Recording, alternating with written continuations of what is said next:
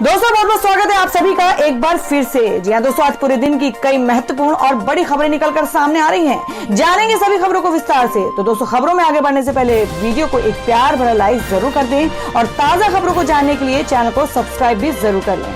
तो देखते हैं पहली बड़ी खबर क्या निकल कर आ रही है।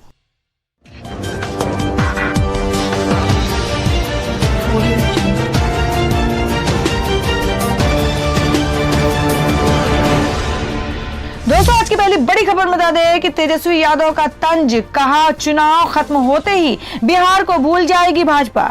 जी आपको बता दें कि कृषि बिल को लेकर विपक्ष सरकार के खिलाफ हमलावर नजर आ रही है। इसी कड़ी में बिहार के नेता प्रतिपक्ष और पूर्व उप मुख्यमंत्री तेजस्वी यादव ने कहा है कि कृषि बिल को लेकर हम फिर से प्रदर्शन करेंगे। इसके अलावा भाजपा पर हमला करते हुए उन्होंने कहा कि अभी वे बिहार की बात कर रहे हैं, लेकिन जैसे ही चुनाव खत्म होगा ये बिहार को भूल जाएंगे। इसके अलावा उन्होंने कहा कि पीएम मोदी ने बिहार में आई बाढ़ की स्थिति की समीक्षा करने के लिए कोई भी केंद्रीय टीम नहीं भेजी। इससे पहले भाजपा प्रदेश अध्यक्ष ने तेजस्वी यादव पर बयानों के जरिए हमला बोला था। उन्होंने रविवार को फेसबुक पोस्ट के माध्यम से नेता प्रतिपक्ष तेजस्वी यादव को आड़े हाथों लिया था। भाजपा प्रदेश अध्यक्ष डॉक्टर संजय जायसवाल ने लिखा था कि पिता को भूलने वाले जनता की क्या भलाई करेंगे। प्रदेश अध्यक्ष ने लिखा कि तेजस्वी यादव को देखकर औरंगजेब की याद आती है। रघुवंश बाबू के साथ जो किया वह सबको याद है, लेकिन अपने पिता और राजद आरजेडी के राष्ट्रीय अध्यक्ष लालू प्रसाद यादव के साथ वे क्या करना चाहते हैं, ये थोड़ा शोध का विषय है। साथ ही उन्होंने ये भी लिखा कि आप कहीं भी देख लीजिए,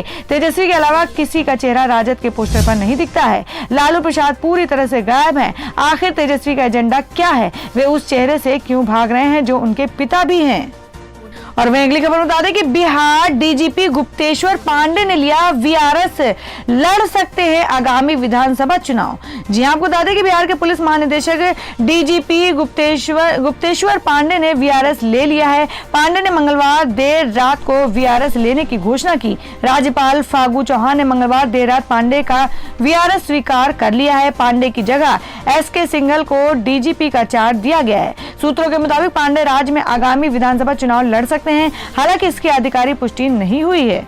बड़ी खबर बता दें कि राज्यसभा के 8 निलंबित सांसदों के समर्थन में आए एनसीपी प्रमुख शरद पवार करेंगे एक दिन का उपवास।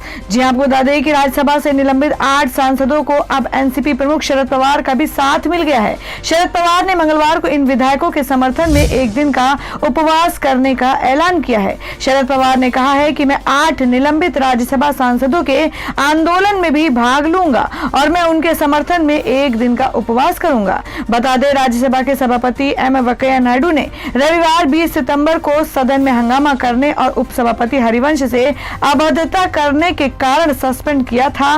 दरअसल रविवार को किसान बिल से जुड़े 2 विधेयक सदन में पास हुए थे। चर्चा के दौरान विपक्षी सांसदों ने वेल में आकर नारेबाजी की। उपसभापति हरिवंश का माइक निकालने की कोशिश की थी। जिन सांसदों को निलंबित किया गया उनमें डेरेक ओब्रायन, राजीव सातव, संजय सिंह, के रागेश, रिपुन बोरा, डोला सेन, सैयद नजीर हुसैन और इलामा रन करीम हैं। इन सभी पर उपसभापति के साथ असंसदीय व्यवहार करने का आरोप है। और दोस्तों मैं अगली खबर बता दें कि सीएम उद्धव ठाकरे और शरद पवार को आयकर विभाग ने भेजा नोटिस। एनसीपी प्रमुख ने केंद्र पर कसा तंज। जी आपको बता दें कि महाराष्ट्र की महाविकास आघाड़ी सरकार को एक के बाद एक नई मुश्किलों का सामना करना पड़ रहा है।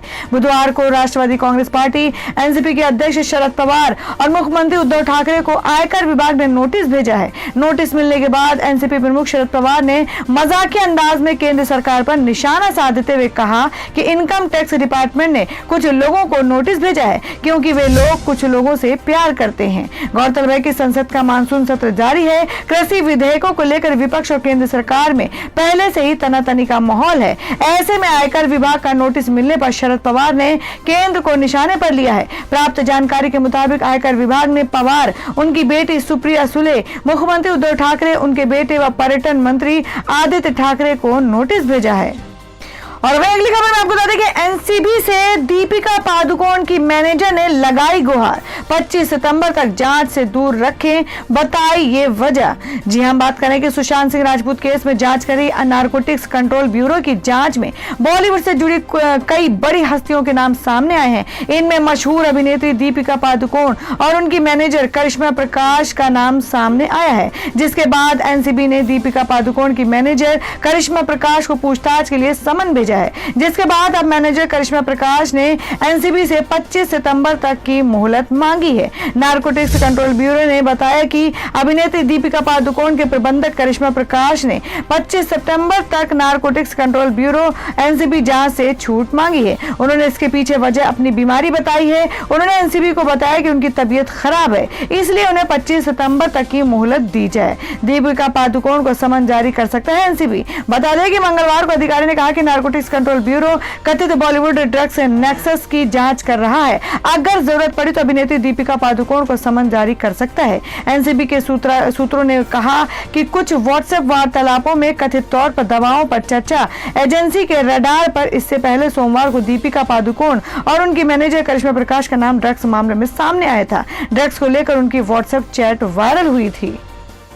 और अब अगली खबर निकल कर आ रही है कि संयुक्त राष्ट्र महासभा में बोले ट्रंप, कहा चीन और डब्ल्यूएचओ ने फैलाया कोरोना, कार्रवाई की मांग। जी हम बात कर रहे हैं कि संयुक्त राष्ट्र महासभा यूएनजीए के 75वें सत्र में डोनाल्ड ट्रंप ने कहा कि चीन और विश्व स्वास्थ्य संगठन ने कोरोना को लेकर बार बार झूठ बोला और दुनिया को गुमराह किया। मंगलवार को ट्रंप ने अपने संबोधन में कहा कि हमें उस राष्ट्र को जवाबदेह ठहराना चाहिए जिसने इस वायरस को दुनिया पर फैलाया है। ये देश चीन है। ट्रंप ने कहा कि वायरस के शुरुआती दिनों में चीन ने घरेलू यात्राएं तो बंद कर दी, जबकि चीन से दुनिया भर के लिए उड़ानें जारी रहीं और सारी दुनिया में संक्रमण फैल गया। ट्रंप ने कहा कि चीनी सरकार और उसके द्वारा नियंत्रित डब्ल्यूएचओ ने झूठ बोला कि एक से दूसरे इंसान में कोरोना के फैलने की कोई सबूत नहीं है। इसके बाद उन्होंने फिर सबको गुमराह करते हुए कहा कि बिना लक्षणों के लोग बीमारी नहीं फैलाएंगे। संयुक्त राष्ट्र को इन कामों के लिए चीन को जिम्मेदार ठहराना चाहिए। उसने दुनिया को संकट में डाला है। ट्रंप ने संबोधन में चीन और डब्ल्यूएचओ दोनों पर ही जोरदार हमला बोला है। और दोस्तों मैं अगली बड़ी खबर बता दें कि कनाडा की कंपनी ने किया भांग से कोरोना की दवा बनाने का दावा, भारत के मरीजों पर करना चाहती है ट्रायल।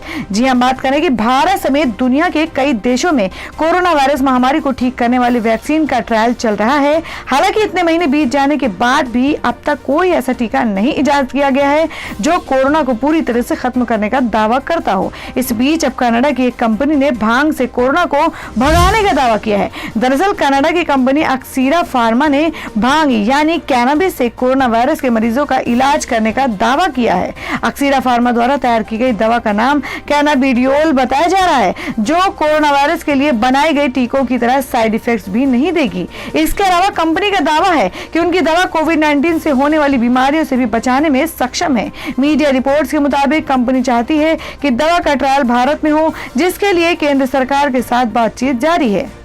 तो दोस्तों खबरों में आगे बढ़ने से पहले जान लेते हैं आज के माइंड क्विज के सवाल को। आज का सवाल है आपको बताना है कि भारत की सबसे लंबी नदी कौन सी है। इसका जवाब आपको वीडियो के नीचे कमेंट बॉक्स में देना है और सही जवाब देने वाले को रैंडम से लेकर जाएगा और वो जीत सकते हैं बम्पर पुरस्कार। तो बढ़ते हैं अगली खबर की ओर। और अब अगली खबर बता दें कि लोकसभा में जमकर बरसे शशि थरूर, बोले कोरोना की वजह से सरकार को मुंह छिपाने का बहाना मिल गया है। जी आपको बता दें कि लोकसभा में विपक्ष ने भारत में कोविड-19 संकट के प्रबंधन पर चर्चा करते हुए मोदी सरकार को जमकर घेरा है। कांग्रेस सांसद शशि थरूर ने रविवार को कहा कि मैंने अपना मास्क उतार कर इस सरकार का मुखौटा उतारने का अब जिम्मा ले लिया है। इस बीमारी की वजह से सरकार को मुंह छुपाने का बहाना मिल गया है। कांग्रेस सांसद शशि थरूर ने मोदी सरकार पर कटाक्ष करते हुए कहा कि वैसे इस बीमारी की वजह से सरकार को मुंह छुपाने का बहाना मिल गया है। शशि थरूर ने लोकसभा में कहा कि सरकार देश को अनलॉक भी कर रही है क्योंकि मामले सामने आ रहे हैं। लॉकडाउन तब उठाया जा रहा है जब हम 54 लाख मामलों की ओर बढ़ रहे हैं और तब लॉकडाउन लगाया था जब हमारे पास 564 मामले थे। कांग्रेस नेता ने बताया कि भारत अब किस तरह से डेली कोरोना मामले और सबसे अधिक मौतों की संख्या वाला देश बन गया है। डब्ल्यूएचओ के आंकड़ों के आधार पर 19 सितंबर को भारत में अमेरिका के 42,000 की तुलना में 93,331 मामले दर्ज किए गए हैं।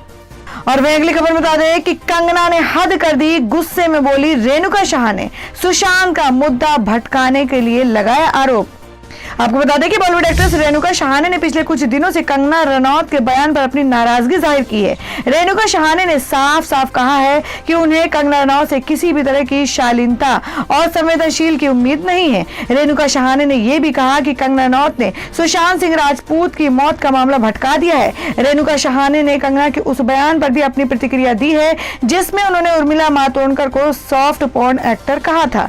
आपको बता दें कि एक उर्मिला के बारे में कंगना ने बोली थी बकवास बातें, जिसमें एक वेब पोर्टल से बात करते हुए रेणुका शहाने ने कंगना के उस बयान पर प्रतिक्रिया दी है जिसमें रनौत ने उर्मिला मातोंडकर को सॉफ्ट पोर्न एक्टर कहा था। आपको बता दें रेणुका शहाने ने कहा कि कंगना ने उर्मिला मातोंडकर के बारे में बकवास बातें बोली है। कंगना रनौत ने तो शालीनता की सारी हदें पार कर दी हैं। रेणुका शहाने ने कहा कि कंगना कहती हैं कि उनके पास बोलने की आजादी है, लेकिन मुझे शर्म आती है कि इस तरह की बातों को वह कंगना अभिव्यक्ति की आजादी कहती हैं। रेणुका शहाने ने कहा कि सुशांत का केस तो अभी पीछे रह गया था जब कंगना रनौत ने मुंबई पुलिस और महाराष्ट्र सरकार पर निशाना साधना शुरू किया है और मुंबई की तुलना पीओके से कर दी थी। कंगना का सुशांत केस से कोई लेना देना नहीं था, लेकिन फिर भी उन्होंने पूरे मैटर को भी भटका दिया। रेणुका शहाने ने कहा कि सुशांत मौत मामले पर कंगना रनौत की पहली प्रतिक्रिया यही थी कि यह सब सिर्फ नेपोटिज्म की वजह से हुआ है, लेकिन वो अब इसको महाराष्ट्र सरकार बनाम कंगना बना रही है। ये सारे मुद्दे सुशांत की मौत के मामले से नहीं जुड़े हुए हैं। तो दोस्तों खबर में आगे बढ़ने से पहले एक बार फिर से आपको याद दिला दें कि अगर आपने अभी तक के हमारे वीडियो को लाइक नहीं किया तो जल्दी से वीडियो को लाइक कर दें, क्योंकि आपका एक लाइक हमारे लिए बहुत ही महत्वपूर्ण होता है। और अगर आप हमारे चैनल पर नए हैं तो चैनल को जरूर सब्सक्राइब कर ले और बेल के बटन को भी जरूर हिट कर दे और हमारी पूरी न्यूज को जानने के लिए वीडियो को लास्ट तक जरूर देखिए। बढ़ते हैं अगली खबर की ओर और अब अगली खबर में जान लेते हैं क्या है देश भर में कोरोना संक्रमण के ताजा हालात। देश में 55 लाख से अधिक हुए कोरोना के मामले, 24 घंटे में 75,000 से ज्यादा नए केस। जी हम बात करें कि देश में कोरोना वायरस के मामले तेजी से इजाफा हो रहा है। संक्रमण के कुल मामलों की संख्या 55 लाख का आंकड़ा पार कर चुकी है। स्वास्थ्य और परिवार कल्याण मंत्रालय के अनुसार बीते 24 घंटे में 75,083 नए मामले सामने आए हैं और इस दौरान 1,053 मरीजों की जान गई है। अब देश में कुल कोरोना मामलों की संख्या 55,62,664 हो गई है, जिसमें से 9,75,861 सक्रिय मामले और 44,97,868 रिकवर मामले और 88,935 मरीजों की जान जा चुकी है। और अब अगली खबर में आपको बताते हैं कि यूपी में फिल्म सिटी बनाने को लेकर सीएम योगी के आवास पर हुई बैठक, जिसमें शामिल हुई फिल्मी हस्तियां। जी हां, आपको बता दें कि उत्तर प्रदेश में नई फिल्म सिटी बनाए जाने के ऐलान के बाद मंगलवार को मुख्यमंत्री योगी आदित्यनाथ के साथ कई अभिनेताओं की बैठक हुई। इस बैठक में 34 हस्तियों ने भाग लिया। वहीं बैठक के बाद सीएम योगी ने सभी आमंत्रित लोगों को राम मंदिर का चांदी का सिक्का और प्रसाद भी दिया। इसके अलावा बैठक में गायक उदित नारायण ने गाना गाकर सीएम योगी का विशेष अंदाज में धन्यवाद दिया। सीएम आवास में हुई बैठक में मशहूर प्लेबैक सिंगर उदित नारायण, कैलाश खेर, शैलेश सिंह, अशोक पंडित, मनोज जोशी, नितिन देसाई, विनोद बच्चन, पदम कुमार, अनूप जलोटा, विजेंद्र प्रसाद शामिल हुए। इसके अलावा 24 हस्तियां वीडियो कॉन्फ्रेंसिंग से इस बैठक में शामिल हुई। इनमें सौंदर्य रजनीकांत, अनुपम खेर, डेविड धवन, सुभाष घई, विवेक अग्निहोत्री, नीरज पांडे, भूषण कुमार, शारिक पटेल, परेश रावल, रवीना टंडन, सतीश कौशिक, चंद्र प्रकाश द्विवेदी, राज शांडिल्य, विशाल चतुर्वेदी, प्रियदर्शन, जॉन मैथ्यू मथान, ओम राउत, मनोज मुंतशिर, महावीर प्रसाद, महावीर जैन, अनामिका श्रीवास्तव, मुराद अली खान, संदीप सिंह, दीपक दलवी थे। और अब अगली खबर बता दें क्या है देश भर में मौसम के ताजा हालात। दिल्ली समेत इन राज्यों में मौसम विभाग ने जताया भारी बारिश का अनुमान। जी हम बात करें कि देश के कई हिस्सों में मानसून के तहत बारिश जारी है। कुछ राज्यों में बाढ़ जैसी स्थिति है। इस बीच हिंदुस्तान मौसम विज्ञान विभाग ने मंगलवार को कुछ राज्यों के हिस्सों में हल्की से भारी बारिश का अनुमान जताया है। वहीं राष्ट्रीय राजधानी दिल्ली समेत आसपास के इलाकों में पिछले कुछ दिनों से तेज धूप निकलने के कारण तापमान में बढ़ोतरी देखी गई है। हिंदुस्तान मौसम विज्ञान विभाग के अनुसार मंगलवार को पश्चिम बंगाल व सिक्किम के सब हिमालय क्षेत्र में हल्की से भारी बारिश का अनुमान जताया है। इसके साथ ही मौसम विभाग ने कोंकण व गोवा के भी कई हिस्सों में भारी बारिश होने का पूर्वानुमान लगाया है। बंगाल की खाड़ी के उत्तर पूर्व पड़ोस में हवा का निम्न दबाव का क्षेत्र बना है वह ये अगले 2-3 दिन में पश्चिम उत्तर पश्चिम की ओर भी बढ़ेगा। मौसम विभाग ने उत्तर प्रदेश व दिल्ली के कुछ हिस्सों में भी मंगलवार को बारिश का अनुमान जताया है। तो दोस्तों ये थी अब तक की सभी बड़ी खबरों की अपडेट्स। टुडे ब्रेकिंग न्यूज और लेटेस्ट खबरों को देखने के लिए हमारे चैनल को सब्सक्राइब जरूर कर लें, वीडियो को लाइक और शेयर भी जरूर कर दें अपने दोस्तों और रिलेटिव्स के साथ। तो दोस्तों फिर मिलेंगे काम की खबरों और सरकारी योजनाओं की एक और नई वीडियो के साथ। तब तक के लिए धन्यवाद दोस्तों।